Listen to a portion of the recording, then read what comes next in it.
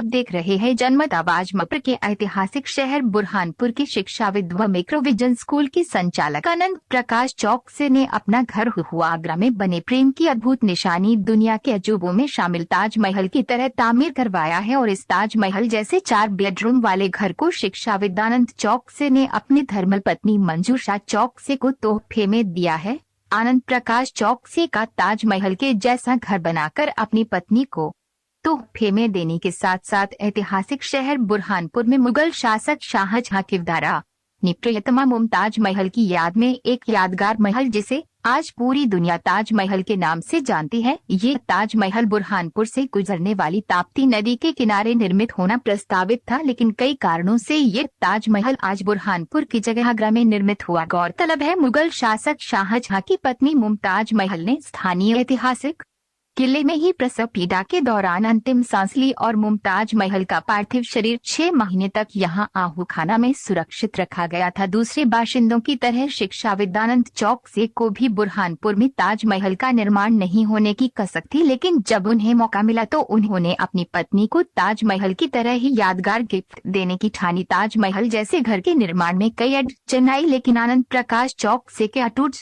विश्वास के चलते उनकी मातहत तकनीकी टीम ने ताजमहल जैसा मकान बनाने में कामयाबी हासिल की। आनंद प्रकाश चौकसे के ताजमहल जैसा घर बनाने वाले कंसल्टिंग इंजीनियर प्रवीण चौकसे ने विस्तार से जानकारी देते हुए बताया, आनंद चौकसे ने उन्हें ताजमहल जैसा मकान निर्मित करने जैसी कठिन टास्क दी। स्वर्ण आनंद चौकसे और उनकी पत्नी मंजूषा चौकसे आगरा के ताजमहल को देखने गए, उसका बारीकी से अध्ययन किया और इंजीनियरों को ताजमहल जैसा ही घर बनाने को कहा। इसके बाद इंजीनियर प्रवीण चौकसे ने भी आगरा जाकर ताजमहल देखा, उसकी तकनीक बारीकी क्षेत्रफल का अवलोकन किया। इस बीच वह औरंगाबाद के दौलताबाद में ताजमहल की तरह बने मकबरे को भी देखने पहुंचे। पहले तो आनंद चौकसे ने इंजीनियरों को 80 फीट ऊंचाई पर यूनिक घर बनाने की इच्छा जाहिर की, लेकिन परमिशन नहीं मिलने के चलते उन्होंने 2 टूक ताजमहल जैसा घर बनाने का असाइनमेंट दिया। उन्हें एक कारण भी बताया गया कि ताजमहल नहीं बना सकते। इस्लामी माइथोलॉजी के अनुसार वह मकबरा है, वहीं हिंदू माइथोलॉजी के अनुसार वे एक तेज महल है। इन सब तर्कों को दरकिनार करते हुए आनंद चौकसे ने ताजमहल जैसा ही घर बनाने को कहा। इंजीनियरों ने इसे चैलेंज के रूप में स्वीकार किया। इंजीनियरों ने इंटरनेट के जरिए ताजमहल की 3D इमेज निकाली। 3 साल की अवधि में ताजमहल जैसा बना घर वास्तविक ताजमहल के क्षेत्रफल की तुलना 1/3 क्षेत्रफल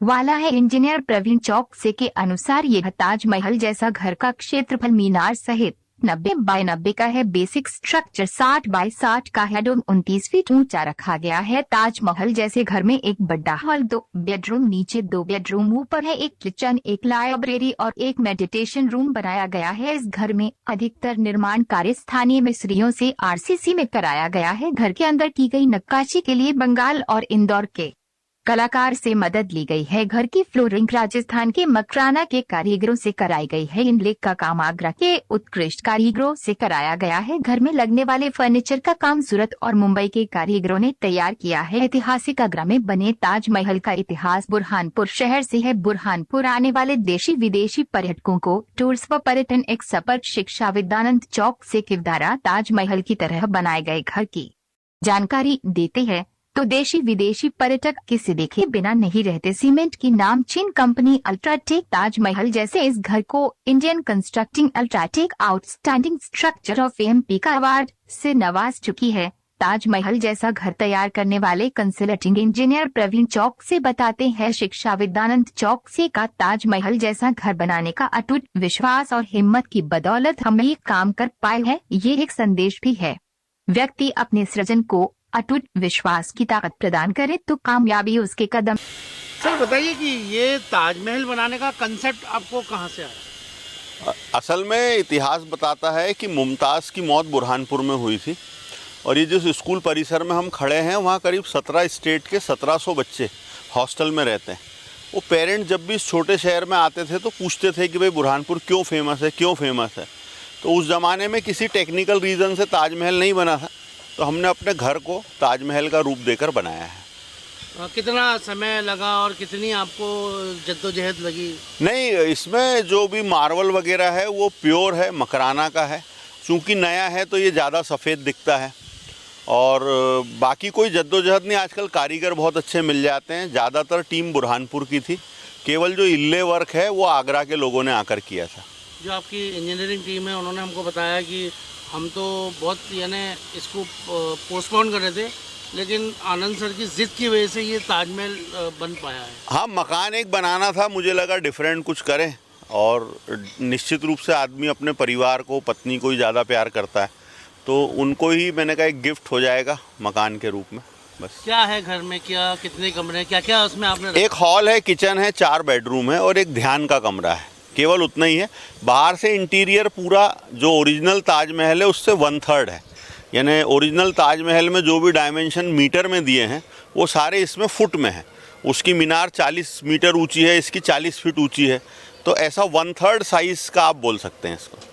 देसी विदेशी पर्यटक भी आके देख रहे हैं, हम देख रहे हैं, हाँ, उनके बहुत। क्या रिएक्शन होते हैं?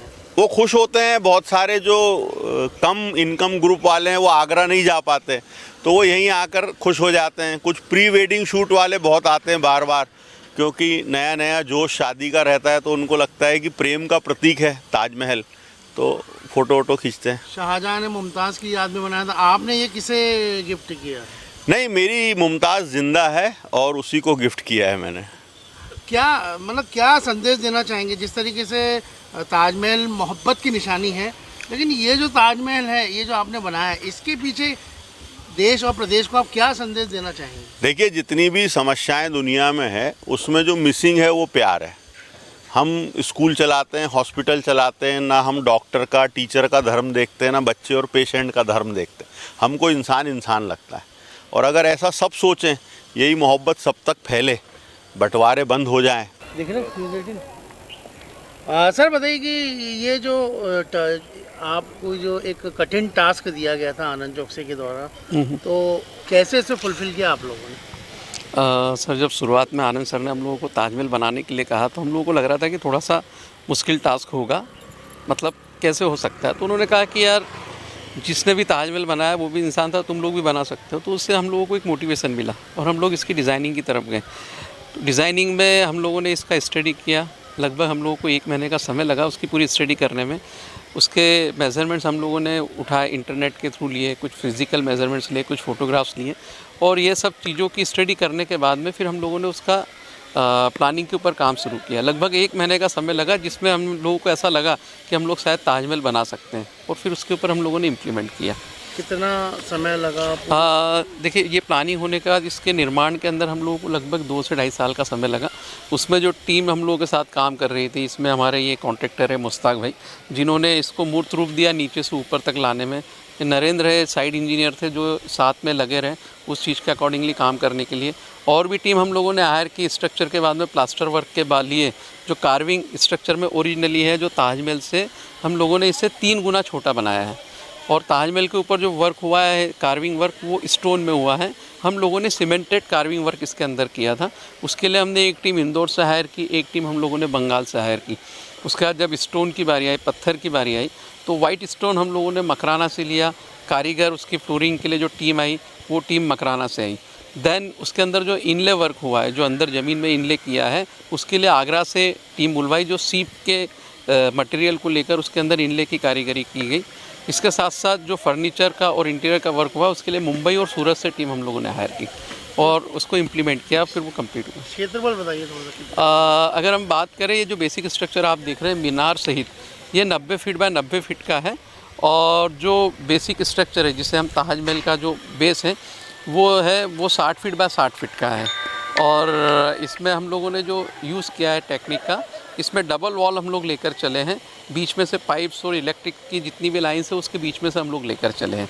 तो आप बात करें तो ये 60 फीट का बेसिक स्ट्रक्चर है। और उसकी हम हाइट की बात करें तो वो लगभग 26-27 फीट का उसका डोम है, और उसके नीचे 30 फीट का स्ट्रक्चर है। तो ओवरऑल हाइट इसकी 56 से 60 फीट होती है।